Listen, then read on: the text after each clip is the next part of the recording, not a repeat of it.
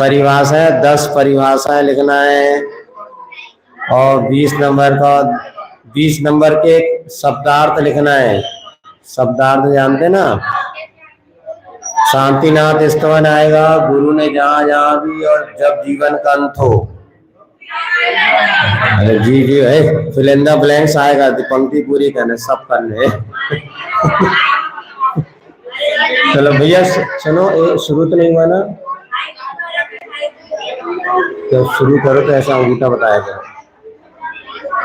जब है ना शुरू करो ना तो ऐसा थम दिखा दिया करो, हम गायलेट हो जाएंगे। बता, चलो शुरू करें। ओ बोले महावीर भगवान की, गुरु ने जहाँ जलाई है, काले काले बादलों में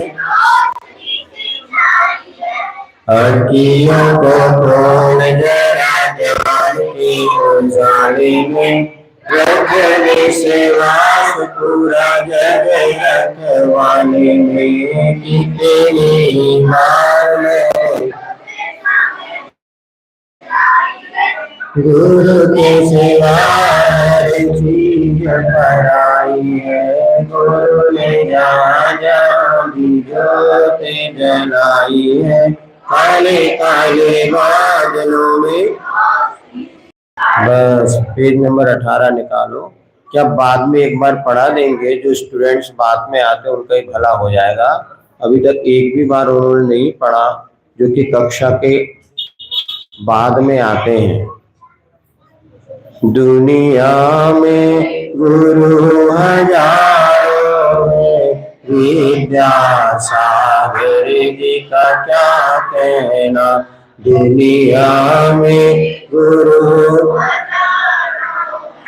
आचार्य श्री जी का क्या कहना, इनकी शक्ति का क्या कहना, इनकी भक्ति का क्या कहना, इनकी शक्ति का, इनकी भक्ति का क्या कहना। दुनिया में गुरु हजारों है, आचार्य जब ज्ञान सागर गुरु से मिले, दीक्षा की आशा लेके गए। जब ज्ञान सागर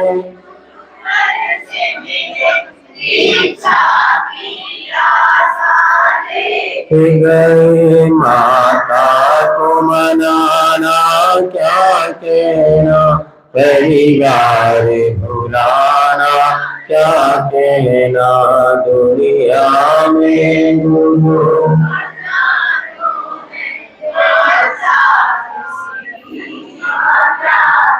ये घर की गहरी नाग गए, और ज्ञान की गंगा में डूब गए।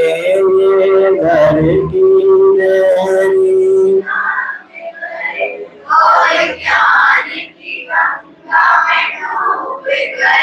कुछ मोह न करना क्या कहना, कहीं मोह जलाना क्या कहना।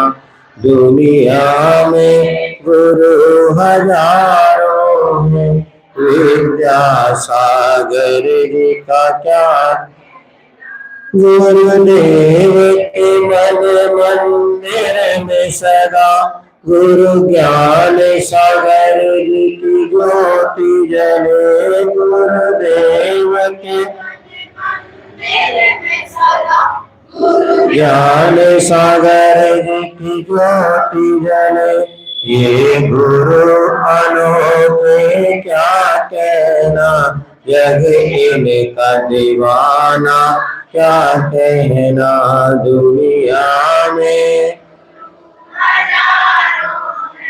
आचार्य श्री का क्या कहना। दुनिया में गुरु हजारों हैं, विद्यासागर जी का क्या कहना।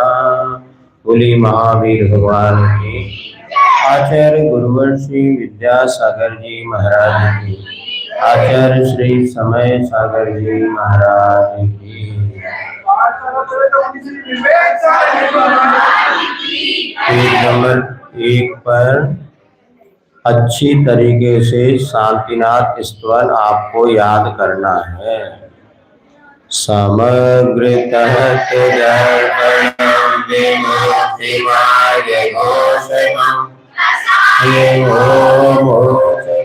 नमामि शांति नमामि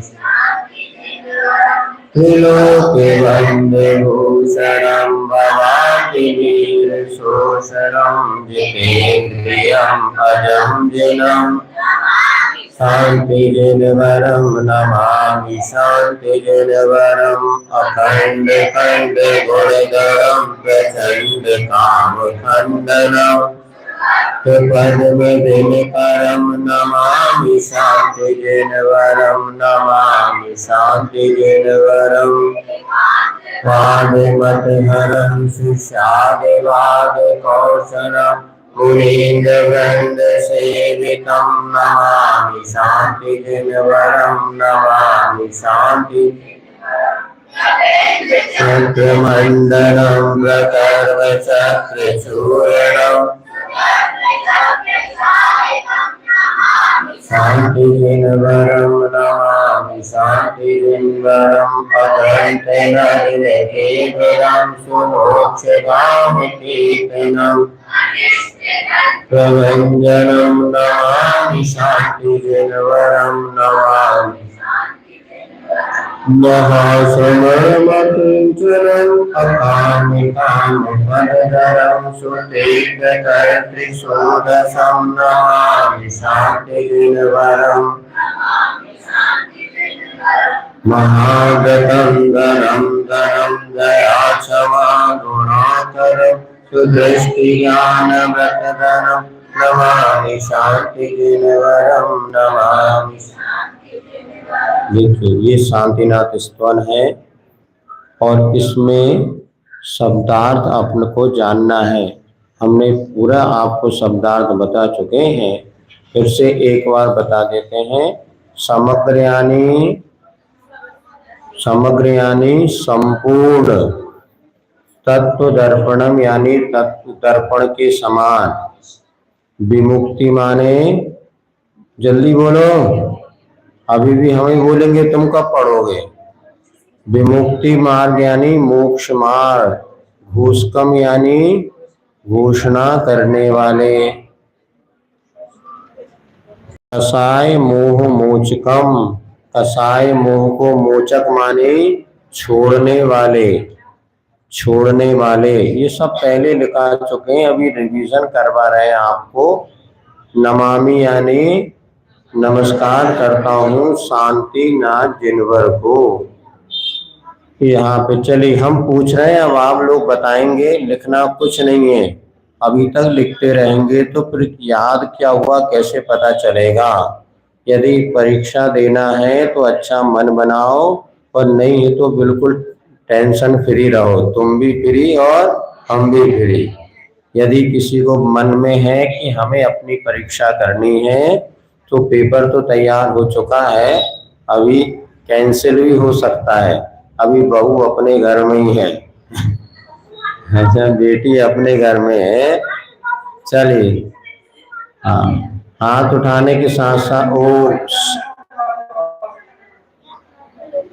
लिख करके अपने नाम लिखवाओ। कम से कम 50 परीक्षार्थी जो कि वास्तव में परीक्षा देने के इच्छुक हैं और मेहनत कर रहे हैं, परीक्षा में अपना नाम लिखवाएं। ये तो दर्शक दीर्घिका में बैठ करके अनुमोदना करें। चलिए बताइए, नीर माने क्या होता है। अब्धि माने भवाब्धि, संसार रूपी समुद्र। अजम माने जन्म से रहित, जितेंद्रिय इंद्रियों को जीतने वाले। काम यानी इक्षा, खंडनम यानी नष्ट करने वाले। हाँ, पद्म यानी कमल, दिनकर यानी एकांतवाद, एक पक्ष का हठाग्रह। शादवाद, किसी अपेक्षा से कहने की पद्धति, किसी अपेक्षा से कहने की। कौशल यानी चतुर, मुनियों के नायक। वृंद, राजा। चक्र माने भी समूह होता है।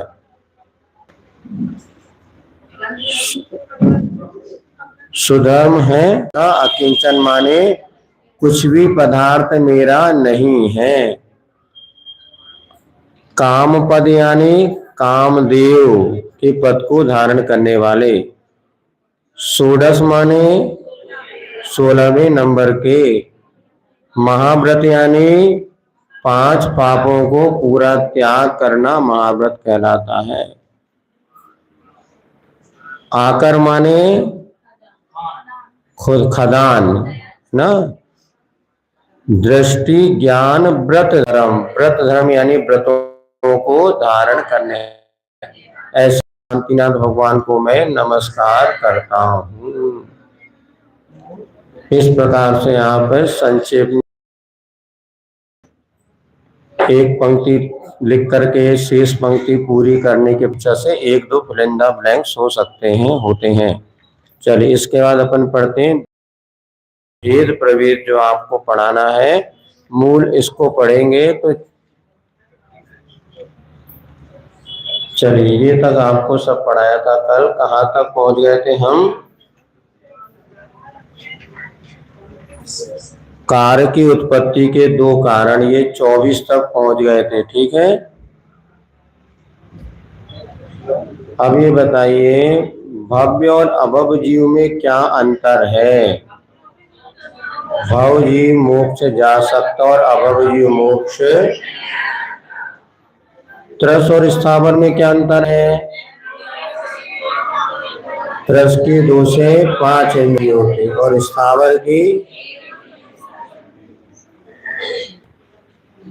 चलो ठीक है, त्रस की पूरी 5 इंद्रिय हो सकती है 1 से 5। त्रस जीव की 1 से 5 इंद्रिय होती कि 2 से 5? हाँ बोल 1 से 5 नहीं हो सकती। त्रस जीव किसे कहते हैं? हाँ कि 1 से 5। तो 1 से 5 इंद्रिय होती उसको क्या कहेंगे? उसको संसारी जीव कहेंगे।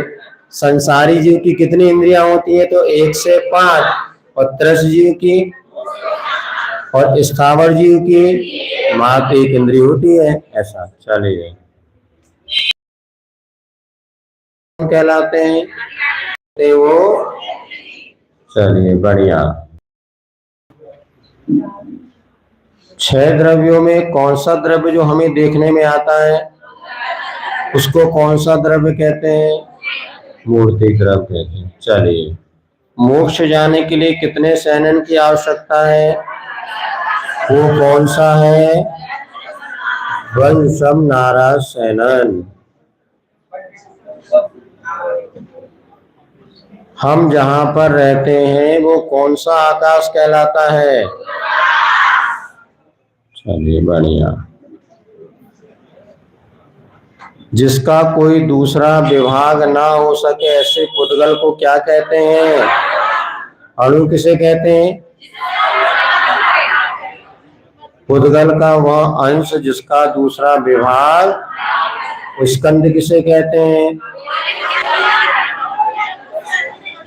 स्कंद किसका कौन सा द्रव्य कहलाता है? स्कंद पुद्गल द्रव्य। पुद्गल के 2 भेद हैं, अणु और स्कंद।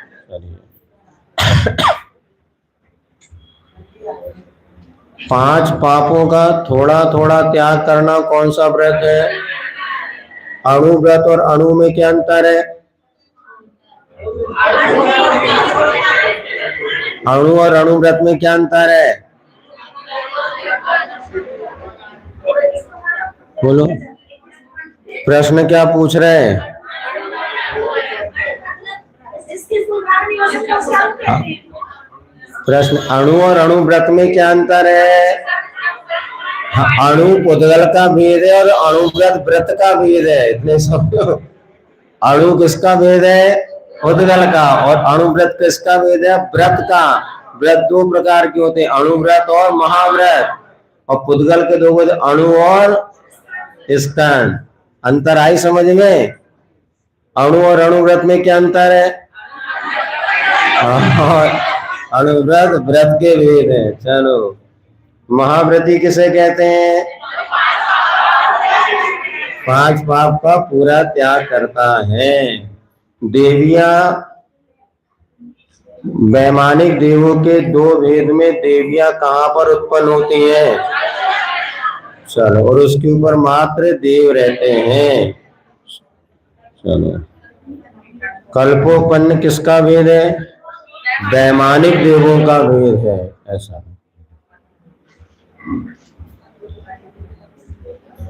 जहां पर वृक्षों से मांगने पर सब वस्तु मिल जाती, वो कौन सी भूमि? भूमि। कर्म भूमि में क्या होता है? मेहनत करना पड़ता है। कर्म भूमि वाले मरण करके कहाँ कहाँ जाते हैं? कर्म भूमि के जीव मरण करके कितनी गतियों में जाते हैं? और भोग भूमि के जीव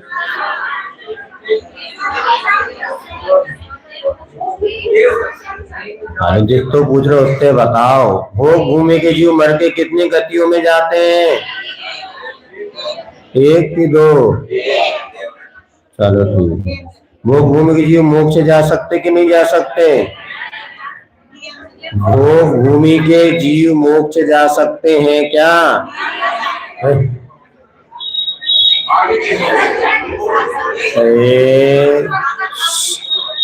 प्रश्न सुनिएगा, क्या भोग भूमि के जीव मोक्ष जा सकते हैं क्या?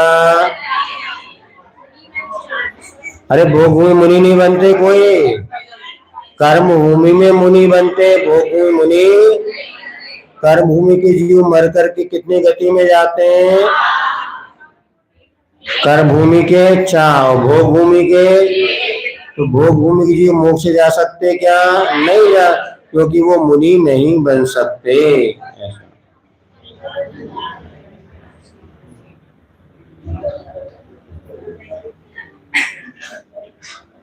प्रमाण 2 प्रकार के होते, कौन कौन से? क्यों है? से जान लिया, यानी कौन से प्रमाण से जानते हैं? प्रत्यक्ष प्रमाण, वो सीधे आत्मा से। मुश्किल है, ये तो देंगे नहीं परीक्षा।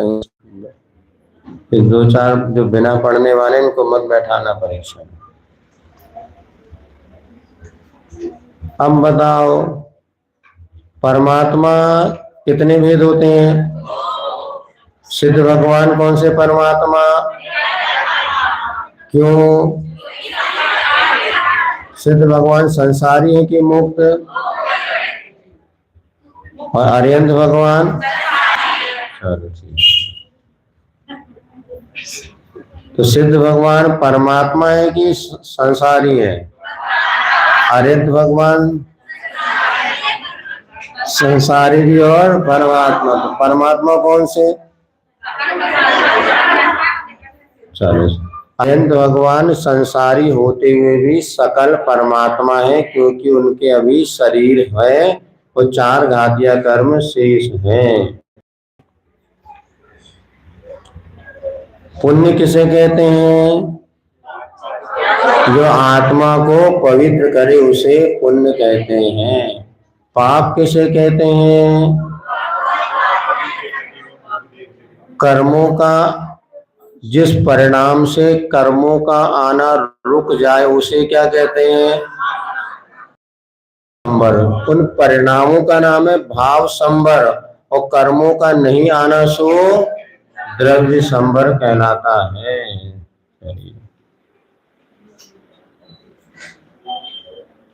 कर्म 2 प्रकार से झड़ते हैं, कैसे? सविपाक और अविपाक। जो समय पे झड़ते उसे क्या कहते हैं? और समय से पहले झरना सो आम सीताफल तोड़ करके भूसे में पका देना, ये किसका उदाहरण है? और पेड़ पे सीताफल पक जाना। चलो बढ़िया, समझदार है। आपको लग ही रहा कि 100 ले आएंगे क्या? 100 में से 100। चलो, मुनि दो प्रकार के होते हैं, कौन कौन से? तो द्रवलिंगी किसे कहते हैं? बाहर, जिनके भीतर से गुणस्थान 1 से 5 हो लेकिन बाहर से मुनि मुद्रा हो। और भावलिंगी किसे कहते हैं? शरीर से मुनि और भीतर से भी 6वां 12वां गुणस्थान। चलिए, इसके बाद लखनादौन के मंदिर कौन से मंदिर कहलाते हैं? कृत्रिम। लखनादौन में जो मंदिर बने वो कृत्रिम, और नंदीश्वर में जो बने। चलो ठीक है। कार्य की उत्पत्ति के 2 कारण होते हैं, उपादान कारण और। उपादान कारण किसे कहते हैं? वस्तु की अपनी योग्यता अथवा जो कारण कार्य में ढले। जो लिखा था आपको, जो कारण, सबसे सरल परिभाषा, जो कारण कार्य के रूप में परिवर्तित हो। क्या कहा? जो कारण कार्य के रूप में परिवर्तित, उपादान कारण। और जो कार्य की उत्पत्ति में सहयोगी, वो कारण। जो कार्य की उत्पत्ति में बोलने, काली मिट्टी कौन सा कारण है? घट बनने में कार्य हो गया। घड़ा बनने में उपादान कारण क्या है? काली मिट्टी। और कुंभकार क्या कारण है? निमित्त कारण। तो जब कभी भी कार्य की निष्पत्ति होगी 2 कारणों से होती है, उपादान कारण और निमित्त कारण। चलो, इतनी क्लास जिसने अटेंड कर ली है और समझ गए तो समझना 70 नंबर कहीं नहीं गए। इसलिए आज उल्टे क्रम से हम पढ़ा रहे हैं, बाद में आने वाले अब इसमें से व्यवस्था बनाना। अब आगे का विषय भी चूंकि पढ़ाना है, सो आगे का विषय आपको पढ़ाते हैं। सम्यक उत्पत्ति के 2 कारण होते हैं, कौन कौन से? निसर्गज और अधिगमज। जो बिना किसी के उपदेश से हो जाए वो निसर्गज, और जो किसी के उपदेश से सम्यक दर्शन हो वह अधिगमज। कुछ लोगों का मानना है कि जैसा भगवान ने देखा वो सब वैसा ही वैसा होगा, हम कुछ नहीं कर सकते, एक एक चीज फिक्स है, ऐसा मिथ्यात है। हर चीज में परिवर्तन किया जा सकता है अपने पुरुषार्थ के द्वारा। केवल ज्ञानी ने क्या जाना ये हमारे ज्ञान का विषय नहीं, केवल ज्ञानी ने क्या हमें करने के लिए कहा ये हमारा ज्ञान का विषय है। पूरे ग्रंथ भरे हुए हैं पुरुषार्थ के लिए। आप देख करके चलें, व्रत नियम पालन करें, आप गुरु के प्रवचन सुनेंगे तो सम्यक दर्शन उत्पन्न हो सकता है। जिन बिंब के दर्शन करने से पशु पक्षियों को, मेंढक को तक सम्यक दर्शन प्राप्त हो सकता है, ये क्या है? पुरुषार्थ है। सब कुछ हमारे भाग्य में लिखा है, वैसा ही होगा ऐसा नहीं। अभी कल हमने प्रवचन में प्रातः कालीन की बेला में कर्म सिद्धांत बहुत अच्छे से बतलाया था। आज एक ऐसी धारणा बनती चली जा रही है कि सब कुछ हमारा नियत है, सब लिखा है, ऐसे होना था, ऐसे होगा। नहीं, आगम में कहीं ऐसा नहीं कहा। जैन दर्शन कहता है हर चीज अपनी प्रतिपक्षी सहित है, नित्य है तो अनित्य भी है। ये कुर्सी वाले थोड़ा सा अलग हो जाओ, पीछे वालों को नहीं दिखा, लाल साड़ी, हरी साड़ी, ये तीनों तरफ किनारे हो, भगवान भलो करे तुम आओ। पहले से व्यवस्था हो। देखो पीछे वाले गर्दन बार बार हिला रहे थे ना। हाँ देखो अच्छे से, अब सुनो, जब तक लाइव देख रहे हो तो सीधे लाभ लो। हाँ वो तो निश्चित है। तो क्या कह रहे थे आपसे? ये ऐसा नहीं, हमारे यहाँ नित्य है तो अनित्य भी है, नियत है तो अनियत भी है। किसी अपेक्षा से नियत होता हुआ भी सब कुछ नियत नहीं है, सर्वथा हमारे जैन दर्शन में नहीं है। जो कहे कि नहीं सब नियत ही है, ऐसा ही होना है, ऐसा भगवान ने देखा, ये मिथ्या दृष्टि लोग हैं। सम्यक दृष्टि कहता नियत है तो अनियत भी, किसी अपेक्षा से नियत है। जैसे वस्तु नित्य है कि अनित्य है, नित्य भी और अनित्य। द्रव्य की अपेक्षा नित्य है तो पर्याय की अपेक्षा अनित्य भी है। द्रव्य कभी नष्ट नहीं होगा किंतु पर्याय प्रति समय नष्ट हो रही है। इसी प्रकार केवल ज्ञानी ने जाना उस अपेक्षा भले हम नियत कह दो, लेकिन पुरुषार्थ के अनुसार वो अनियत भी है। एकांत नियत आप मान लेंगे तो दोष आ जाएगा। और अरिहंत भगवान ने जितना उपदेश दिया पूरा प्रवचन फैल हो जाएगा। तो सम्यक दर्शन तुमा स्वामी महाराज ने लिखा, दो प्रकार से उत्पन्न होता है, निसर्गय और अधिगमय। बिना उपदेश के भी हो जाता है और उपदेश देने से भी सम्यक दर्शन उत्पन्न हो सकता है। यदि सब कुछ नियत होता तो प्रमत योगार्थ प्राण व्यप्रोपम ऐसा क्यों लिखा? प्रमाद के योग से प्राणों का व्यप्रोपण करना हिंसा है। मुनि महाराज के लिए पीछी क्यों दे कि इसको आप परिमार्जन करेंगे तो जीवों की रक्षा हो जाएगी, आपके महाव्रत पलेंगे। अरे वो तो मरना ही था, केवल ज्ञानी ने ऐसे ही देखा था, वो तो सब कुछ नियत है, ऐसा कभी भी नहीं मानना। आजकल ये बहुत कॉन्सेप्ट चल रहा है। ये बात इसीलिए कहा जाता है कि हमने पूरा पुरुषार्थ कर लिया, फिर भी पढ़ाई के जैसी परीक्षा का समय आया, सुबह 12 बजे बुखार आ गया। परीक्षा तैयारी तो पूरी कर ली लेकिन परीक्षा नहीं दे पाए। अब भैया आकुलता नहीं करो, आपने तो पुरुषार्थ किया था, ऐसा ही भवितव्यता थी, सो कार हुआ विकल्प, रोके मत, रोते मत बैठो।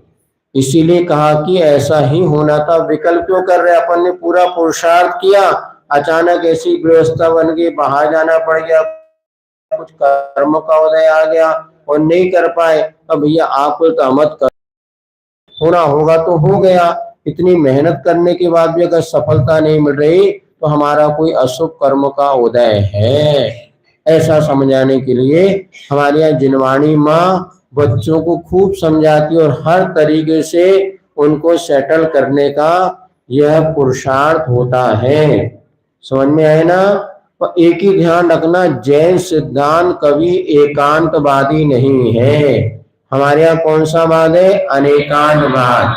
आप मनुष्य हैं, हाँ हैं, कि स्त्री हैं, मनुष्य हो कि पुरुष हो, मनुष्य भी है पुरुष भी है। और गति की अपेक्षा मनुष्य गति के जीव है और उसमें भी स्त्री अलग है, पुरुष अलग है, बच्चे अलग है। ये तो अनेकांत, एकांत बात कभी भी हमारे यहाँ पर नहीं है। ऐसा सुबह अपन क्या चर्चा करें तो कोई बात है। अब किसी का, अब सुबह चर्चा कर रहे थे हम लोग बेहद सुबह है अनोखा नहीं, उसमें ये एक मुनि, एक महाराज हैं, वो योगा जिस दिन करें, योगा करें, व्यायाम करें तो वो बीमार पड़ जाते हैं, और हम जिस दिन ना करें तो बीमार पड़ जाते हैं। अब बताओ वो क्या, हमने उन्होंने देख करके हम लोगों को 2-4 दिन करना शुरू कर दिया तो कहने लगे महाराज सब गड़बड़ हो गया, अभी तो इतना अच्छा चल रहा था। हमने कहा भैया तुम करना छोड़ दो, वही किसी के लिए फायदेमंद और वही किसी के लिए हानिकारक। एक करेला खा लेता है तो स्वस्थ हो जाता है, एक करेला खा लेता 3 दिन लोटा लेके जाता है। मेथी किसी को इतनी अच्छी है कि बात नाशक है और किसी को वह बीमारी पैदा करते, गर्मी पैदा कर दे, पित्त बढ़ा दे। इसीलिए दुनिया में समझना हर की अनेकांत है। मिर्ची अच्छी है कि बुरी है? अच्छी भी और बुरी भी है। पर्याप्त मात्रा में लोगे तो अनुकूल लोगे, किसी के लिए वो बहुत अच्छी है और किसी के लिए वो बुरी भी है। अब क्या करेंगे? ये इसलिए नित्य भी है और अनित्य भी है। किसी के लिए हानिकारक है तो किसी के लिए वही चीज फायदेमंद है। कोई चश्मा उतार के पढ़ता है तो कोई चश्मा लगा के पढ़ता है। हमारे पास दोनों महाराज बैठते, इधर वाले महाराज चश्मा उतार के पढ़ते हैं, इधर वाले महाराज चश्मा लगा के पढ़ते हैं। अपन इसको क्या कहते हैं? अपन क्या चश्मा लगा के दिखता क्या? नहीं, किसी को बिना चश्मे के दिखता, चश्मा लगा के नहीं दिखता। दूर दृष्टिकोण उसको करना पड़ता। इसलिए इसको सिद्धांत अपना लो, कभी टेंशन नहीं होगा। दुनिया में नाना प्रकार की परिस्थिति है, वही चीज आपके लिए फायदेमंद है तो इनके लिए हानिकारक है। महिलाओं की बाईं आंख फड़के तो फायदे शुभ है, और पुरुषों की फड़क जाए तो अशुभ है। वही काम है, लेकिन अलग अलग निमित्त नोकर्म से अलग अलग प्रतिफल मिलता है, ऐसा जानना चाहिए।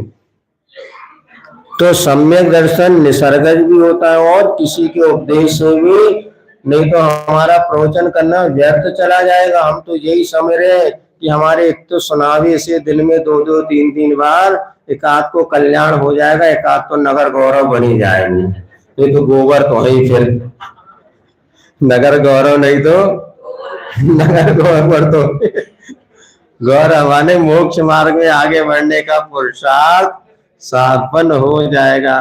फिर भी काम तो अपन कर ही रहे हैं। कल हमने बताया था सुबह की क्लास में कि जिनका विवाह हो गया वो भी मुनि और आर्य का बन सकते हैं। ये नहीं सोचना नहीं ये हमें कोई भरोसा, तो तुम्हारे पे ज्यादा भरोसा है, काहे कि कुंवारों का कोई भरोसा नहीं, काहे कि अब हाथ पांव में दम नहीं और हम किसी से कम नहीं।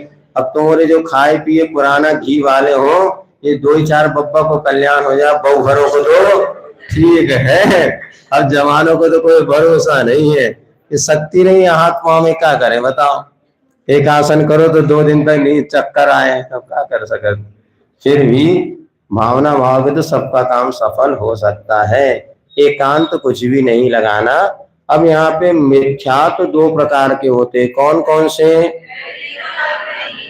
हाँ, सरागी देवी देवताओं की आराधना ग्रहित मिथ्या, और पूर्व में कर्म को जैसे अश्रद्धालु परिणति अग्रहित मिथ्या। वेदनी कर्म 2 प्रकार के होते हैं, साता वेदनी और जिससे सुख मिले वो, और जिससे दुख मिले वो। गोत्र कर्म 2 प्रकार के, उच्च गोत्र और जो उच्च कुल में जहां पर दीक्षा आदि ली जाती है, ऐसे कुलों में जन्म लेना उच्च गोत्र। जहां पर व्यसन आदि की मुख्यता होती है वहां पर नीच गोत्र। मोहनी कर्म के 2 भेद होते हैं, दर्शन मोहनी और मोहनी उसे कहते हैं जो हमारे लिए दर्शन मोहनी के उदय में गाफिलता होती है, अर्थात विपरीत श्रद्धान होता है। और चारित्र मोहनी के उदय में व्रत आदि धारण करना नहीं होता। इसको दर्शन मोहनी का उदय है, वो क्या होता है, सम्यक दर्शन धारण नहीं कर पाता। और जिसके चारित्र मोहनी का उदय होता है वो प्रतिमा आदि व्रतों को धारण नहीं कर पाता। हिंसा के 2 भेद होते हैं, द्रव्य हिंसा और किसी जीव को मारना प्राणों से द्रव्य हिंसा, और क्रोध आदि कसाय करना भाव हिंसा। मारने के परिणाम किया वे भाव हिंसा, गुस्सा किया भाव हिंसा, और किसी को उठा के 2 थप्पड़ ही मार दिया तो द्रव्य हिंसा। और देखो इसीलिए यहाँ पर द्रव्य हिंसा से ज्यादा भाव हिंसा ज्यादा दुखदायी है। पाप बंद कराने वाली भाव हिंसा, इस विषय में पहले खुलासा आपको कर चुके थे।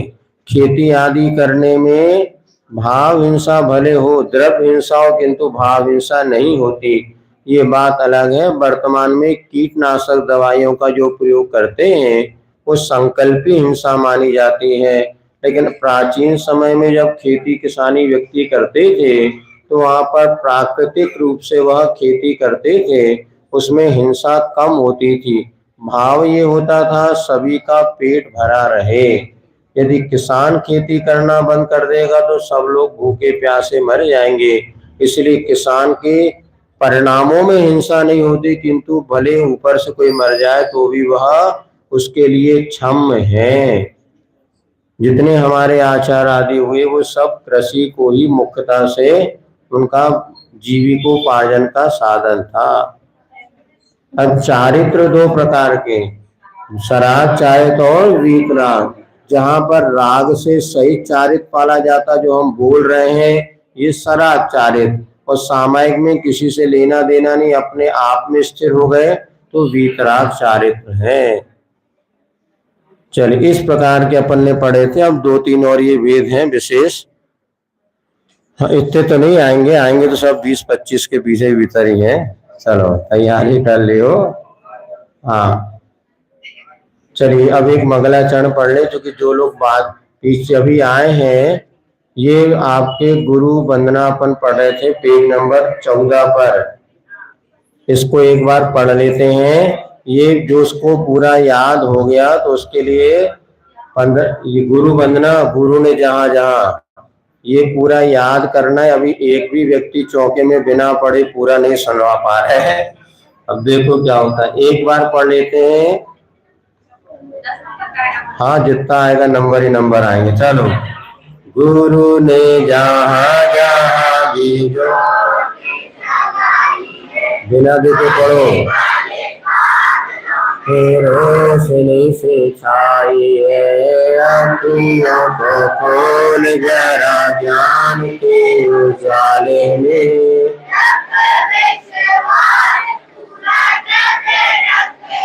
की तेरी बात मैंने तुझे समझाई है।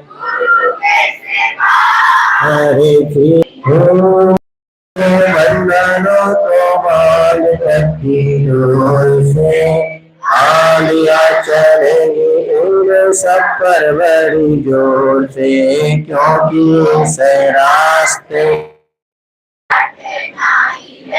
गुरु के सिवा हर चीज पराई है। गुरु ने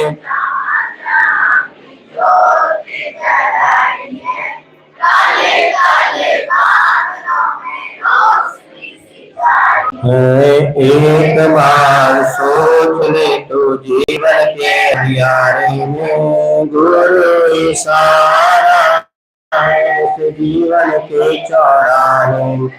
कितनी बार मैंने ठोकरें तो खाई है, गुरु के सिवा तन मन में गरा के समाया है, आने छोड़ी गग माया है। मेरे मोही गुरुवर पर जनता, गुरु के सिवा संकटों से मारा गुरु मुक्ति पथ हमारा है। बीच भंवर में नैया हंसी खुशी आगे बढ़ो, गुरु ने सिखाई है। गुरु के सिवा हर चीज पराई है। गुरु ने जहाँ जहाँ भी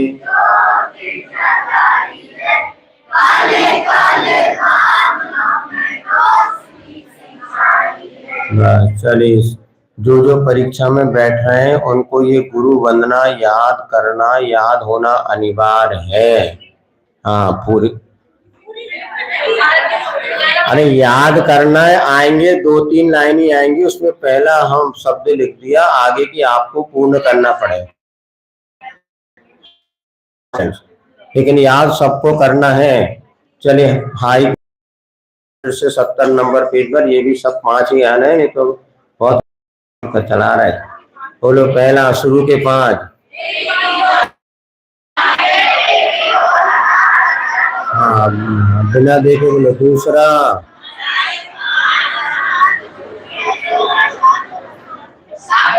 ओ देना भी लाजवाब है। भूले ना भूले जिनसे बचना है वक्त। बहुत कम सिलेबस है और ये मार्क 5 शुरू के 5 है, इसमें फिल इन द ब्लैंक्स में करना है, बाकी और सब्जेक्ट। तो तेरी दो आंखें तेरी और हजार सतर्क हो जा। अब तुम लोग नहीं बोलो, सुनो। मलाई का अशांत दूध में सो प्रशांत बनो। शब्द पंगु है, जवाब ना देना भी लाजवाब है। खेती बाड़ी है, भारत की मर्यादा। शिक्षा साड़ी है, उन्हें ना भूले जिनसे बचना है वक्त वक्त पे। अब ये सब आप याद करिएगा, अंत में एक और बता देंगे। चलिए आज कुछ नया विषय पढ़ लेते हैं।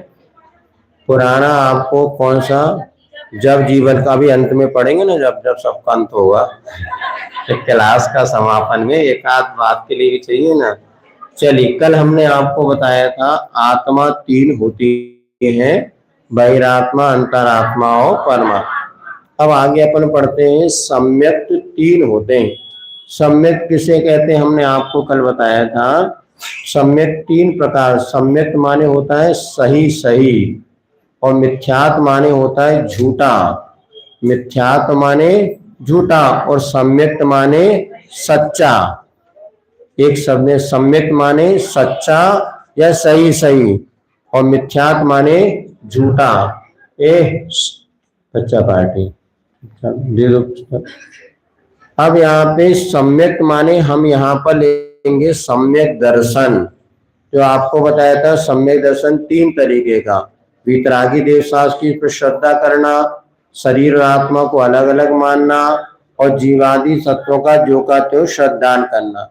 ये सम्यक दर्शन तीन प्रकार का होता है। पहला होता है औपशमिक, पहला कौन सा, दूसरा छायोपशमिक, और तीसरा होता है छायिक। तो औपशमिक सम्यक दर्शन किसे कहते हैं, पहले एक उदाहरण से हम समझ लेते हैं। एक गिलास में एक गिलास में पानी भरा है और किसी ने उसमें थोड़ी सी धूला डाल दी, धूल होते ना, तो यदि उसमें वैसे तो पानी साफ था, तो उसमें जैसे धूला डाल दी और धूल नीचे बैठ गई और ऊपर का पानी साफ है, ये कहलाता है औपशमिक भाव। अर्थात इसमें कर्मों को दबाया जाता है। मोहिनी कर्म की जो प्रकृतियां होती हैं, कर्मों को दबाने पर जो आत्मा का परिणाम होता है, कौन से कर्म को दबाना, मोहिनी कर्म। और मोहिनी कर्म भी मुख्य रूप से अनंतानुबंधी चार कसाय, मिथ्या, सम्यक मिथ्या और सम्यक। अभी ज्यादा मत देखो, समझ लो पहले। तो सात मोहिनी कर्म की सात प्रकृतियों को दबाने पर जो आत्मा का परिणाम हो उसे कहते हैं औपशमिक सम्यक। औपशमिक सम्यक किसे कहते हैं, तो आत्मा का परिणाम है। पहले इतना आया समझ में, सम्यक क्या है, आत्मा का परिणाम। वो औपशमिक सम्यक कैसे, तो मोहिनी कर्म की सात प्रकृतियों को दबाने पर, मोहिनी कर्म की 28 प्रकृतियां हुआ करती हैं। कितनी, 28। उसमें सात प्रकृतियों को जो दबा देते हैं, जैसे पानी में धूल के कण नीचे बैठ गए, उसी प्रकार जब कर्म दब जाते इसको कहते हैं औपशमिक सम्यक। इतना आया समझ में, क्या आया समझ में, मोहिनी कर्म की सात प्रकृति को दबाने पर जो आत्मा का परिणाम हुआ उसे कहते हैं औपशमिक सम्यक। जैसे पानी में धूल के कण नीचे बैठ गए। अब दूसरा होता है छायोपशमिक सम्यक। उसमें क्या होता है, मोहिनी की 6 प्रकृतियों को दबा देते हैं और एक प्रकृति उदय में आ जाती है। 6 को दबाया और एक को उदय में आया। जैसे पानी में अपन ने थोड़ा हिला दिया गिलास, तो हिलते से बड़े बड़े कण तो नीचे बैठ गए और धूल के जो हल्के कण थे ऊपर आके पानी को मटमैला सा बना दिया। तो मटमैला पानी में क्या हो गया, छायोपशमिक सम्यक, जिसमें 6 प्रकृतियों को दबाया और एक प्रकृति को उदय में ले आया। इसको कहते हैं छायोपशमिक सम्यक। मोहिनी की दर्शन मोहिनी या मोहिनी कर्म की 6 प्रकृतियों को दबाने पर और एक प्रकृति के उदय में आने पर जो आत्मा का परिणाम होता है उसे छायोपशमिक सम्यक कहते हैं। आई बस समझ में। और समिक में क्या किया, सातों को दबा दिया। छायोपशमिक में 6 को दबाया और एक को उदय में आया। जैसे एक में साफ पानी ऊपर है किंतु नीचे मट्टी उसकी दब गई, फिर थोड़ा सा धक्का दे दिया तो बड़े कण तो नीचे बैठे किंतु धूला ऊपर उड़ गई। तो जो धूपल उड़ी ना वो एक प्रकृति हो गई, जो नीचे बैठी वो 6 प्रकृति। इसको कहते हैं छायोपशमिक सम्यक। अब ज्यादा नहीं बचा, सब मुश्किल इतनी समझ लो जितने हम पढ़ा रहे, क्रम से आन दो अवे नहीं तो सब पंडित बन जाए। इतने समझो, गिनती कौन सी भी मत जाओ, अभी गिनती तो याद रहेगी ना। 7 को दबाने से औप समेत और सातों प्रकृतियों को नष्ट कर दिया। मतलब वो गिलास में हमने 7 पानी इधर रख दिया और कंकर पूरी अलग कर दिए, इसको कहते हैं क्षायिक सम्यक। मोहिनी की सातों प्रकृतियों को नष्ट करने पर जो आत्मा का परिणाम होता है उसे क्षायिक सम्यक कहते हैं। आई समझ में? मोहिनी की कितनी प्रकृतियां? सातों प्रकृतियों को नष्ट करने पर जो आत्मा का परिणाम होता है वो कौन सा सम्यक?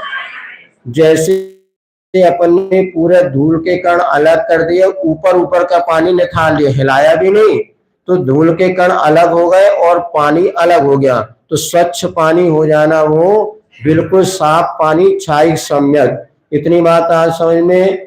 तो सम्यक 3 प्रकार का, कौन कौन सा? बोलो बाबूजी, कहाँ पुस्तक? बोलो, पहला कौन सा? और समेत। इसमें क्या हुआ? सातों प्रकृतियों को दूसरा आया और एक को उदय में ले आया। क्षायिक सम्यक सातों प्रकृतियों को नष्ट कर दिया, वो कभी भी उदय में। अब दीदी प्रश्न पूछ रही है कौन से 7 प्रकृति और ये बता दो, तो बता देते, नहीं बता रहे ना अपन। हाँ जी, अब जो बता तो ना, पहले 7 तो बता देना, पता ही नहीं 7 तो कौन से। हम देखो 7 प्रकृतियां होती हैं, लिखो तो ना लिखो तो भी, नहीं तो समझ लो। अनंत क्रोध होता है ना, क्रोध मान माया लोभ, ये 4 प्रकार के होते हैं। अनंतानुबंधी, अप्रत्याख्यान, प्रत्याख्यान, संजलन, तो 16 प्रकृति होती है। 4 क्रोध की अपन आलोचना पाठ पढ़ते ना, अनंतानुबंधी जो जानो, प्रत्याख्यान प्रत्याख्यानो, संजन चौकड़ी सुनिए हो। इनको बच्चों को जाओ बेटा बाहर जाओ। देखो कि अनंतानुबंधी 4 क्रोध मान माया लोभ, ये अनंतानुबंधी की 4 प्रकृतियां, मिथ्यात्, सम्यक मिथ्यात् और सम्यक मिथ्यात्, सम्यक मिथ्यात् और सम्यक, ऐसी ये 3 प्रकृति होती हैं। ये हो गई 7 प्रकृतियां, अनंतानुबंधी, क्रोध मान माया लोभ। इतना आया समझ में? याद रहेगा 4 कौन सी? अनंतानुबंधी, क्रोध मान माया लोभ। अनंतानुबंधी क्रोध मान माया लोभ अकेला बोलेंगे गड़बड़ हो जाएगा। अनंतानुबंधी, क्रोध मान माया लोभ, ये 4 प्रकृति हो गई।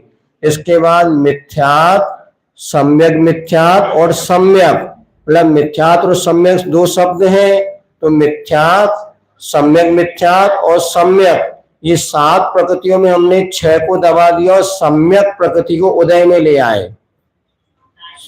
ये 6 दब गई।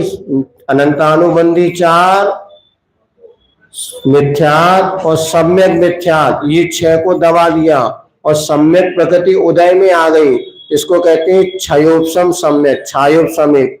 और 7 प्रकृति को नष्ट कर दिया, उसको कहते हैं क्षायिक सम्यक। आई भगत समझ में? अब भी नहीं आई है तो क्या करें? आएगी। तो बस इतना ही समझना, सम्यक के 3 भेद कौन कौन से?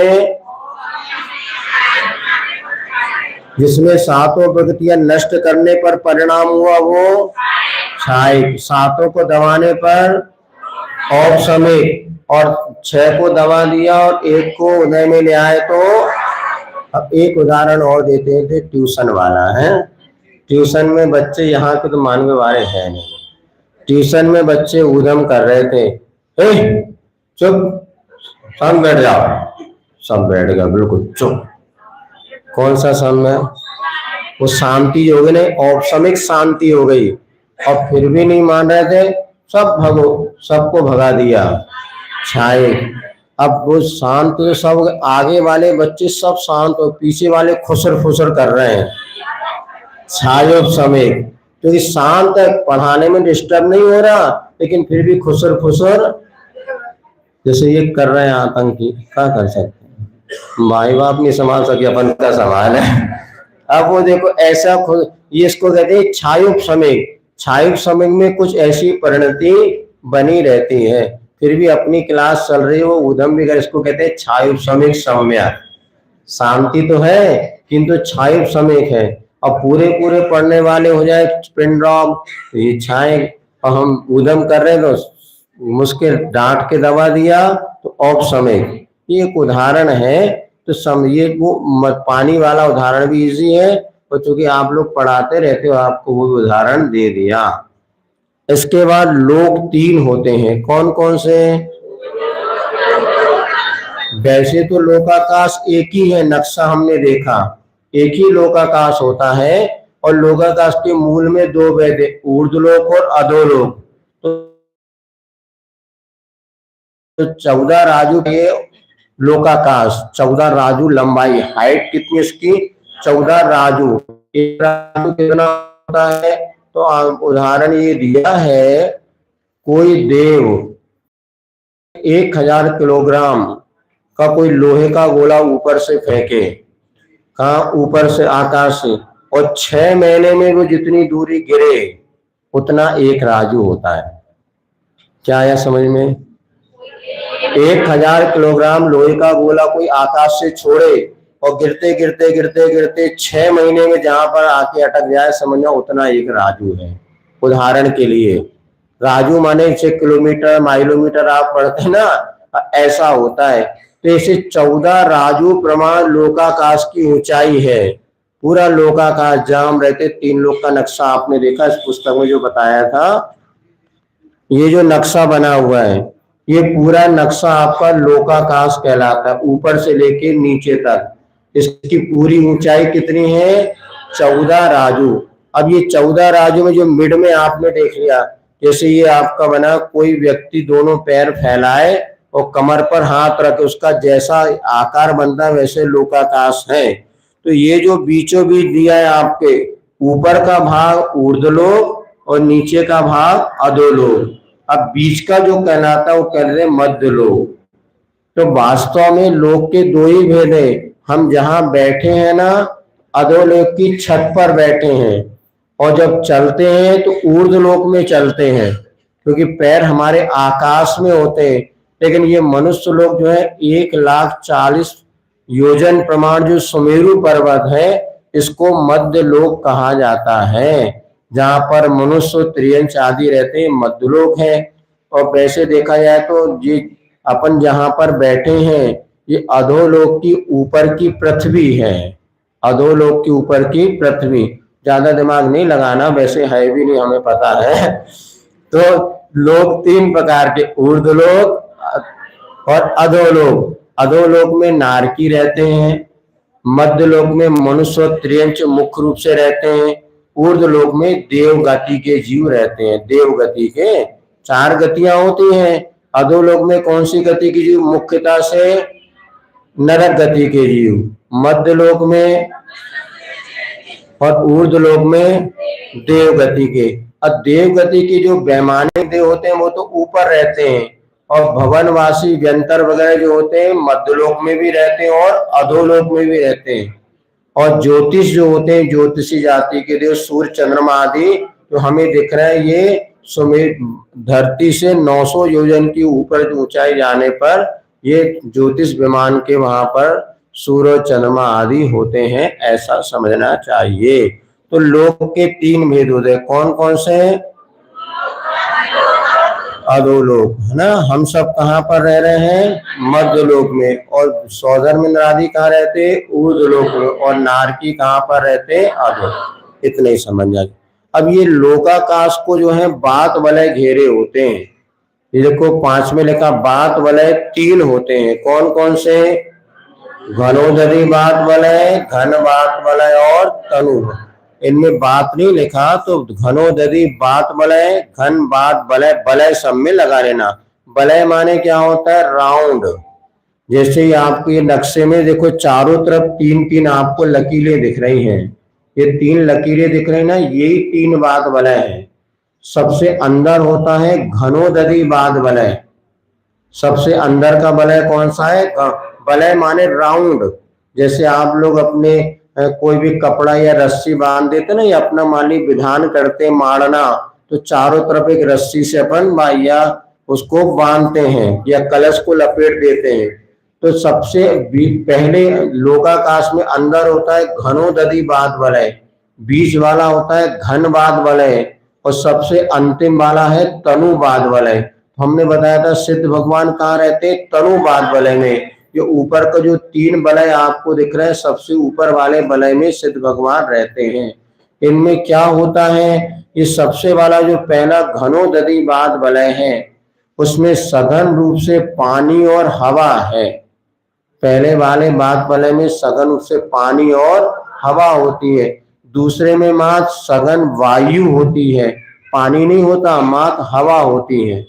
और पहले में पानी और हवा, दूसरे में मात्र हवा, और तीसरे में हवा भी 2 प्रकार की है, विरल और सघन। जैसे ट्यूब में, साइकिल का ट्यूब है या ट्रक का ट्यूब, इसमें हवा है कि नहीं? वो कैसी हवा है? जैसे उस कमरे में वैसी है क्या? कमरे में विरल हवा है और उसमें सघन हवा, ठोस बिल्कुल हवा टाइट भरी है। तो इसी प्रकार पहले में जो है घनोदधि बाद वलय में सघन रूप से पानी और हवा है, वो जो परिक्रमा घूमते रहते, इसी के आधार पर ये लोक टिका है। और बीच वाले में सघन वायु है, जैसे आपके ट्यूब या टायर में हवा भरी होती वैसी है। और तनुवाद वलय में जैसे अभी आप बैठे, यहाँ हवा है कि नहीं है, इसको विरल हवा कहते हैं। विरल माने बिखरी बिखरी। तो जैसे ट्यूब में हवा है वैसी हवा यहीं पर है क्या? नहीं, ट्यूब में और इसमें अलग। गुब्बारा में अपन हवा भर दो तो वो हवा और ट्यूब में भरी हवा दोनों में अंतर है कि नहीं? गुब्बारे में बैठो तो फूट जाएगा, और ट्यूब टायर के ऊपर आप पूरी बस भी चढ़ जाती तो भी ट्यूब टायर फटते। एक तो उसकी बॉडी भी रहती है, उसको इतना सघन रूप से प्रेस किया जाता है कि वो हवा उस गाड़ी के, कहना चाहिए बस के बहन भार को सहन कर लेती है। तो वलय 3 होते हैं, घनोदधि बाद वलय, घनवाद वलय और तनुवाद वलय। तो ये तीनों जो नक्शे में आपको सभी जगह अलग अलग इसकी ऊंचाई होती है, और विशेष रूप से जब 3 लोग का नक्शा पढ़ेंगे आप समझ में आएगा। अथवा आप लोग जानना चाहते हैं तो इसी में जैन डिजिटल पाठशाला करके पुस्तक में QR कोड डला है, इसको स्कैन करेंगे और उसमें प्ले लिस्ट में जैन भूगोल टाइप करेंगे तो जैन भूगोल में लगभग 15, 20, 25 वीडियोस डले हैं। उसको आप देख के आइए, बहुत अच्छी तरीके से जैन भूगोल को आप समझ सकते हैं। 3 डायमेंशन क्या कहते हैं ना उसको, सब उसमें वीडियोस बने हैं। आपको तो समय मिलेगा, वक्त मिलेगा तो आपकी रुचि होगी तो कभी बता देंगे।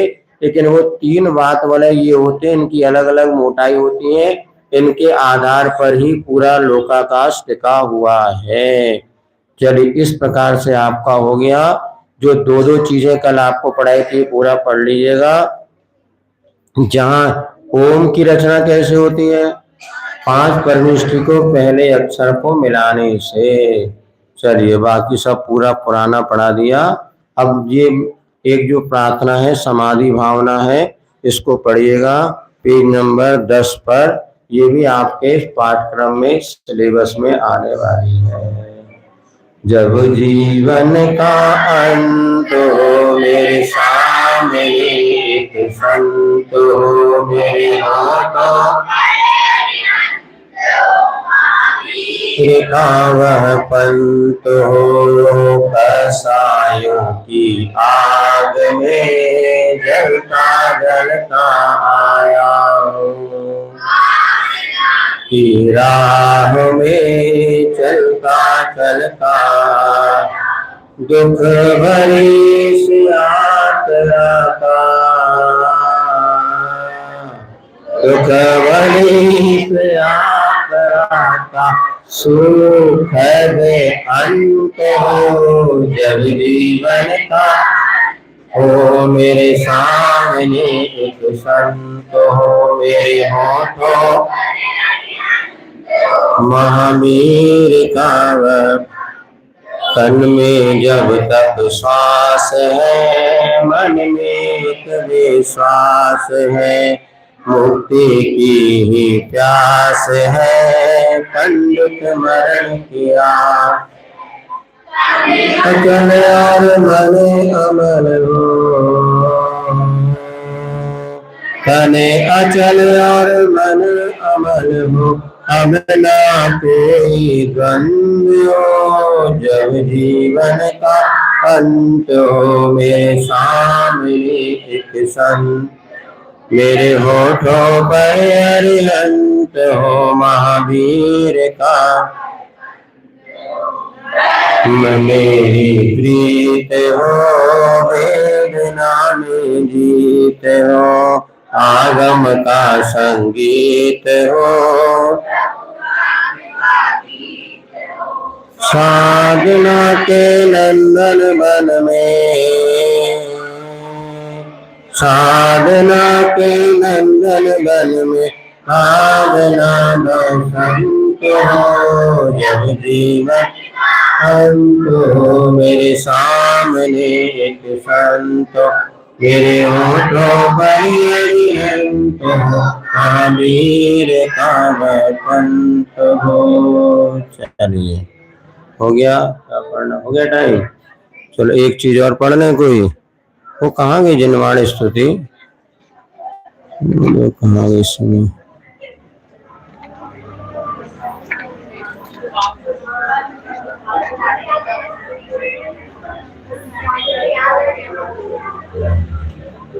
जिनवाणी मोक्ष न सैनी है, जिन इसमें है तो कहाँ गई दिख नहीं रही।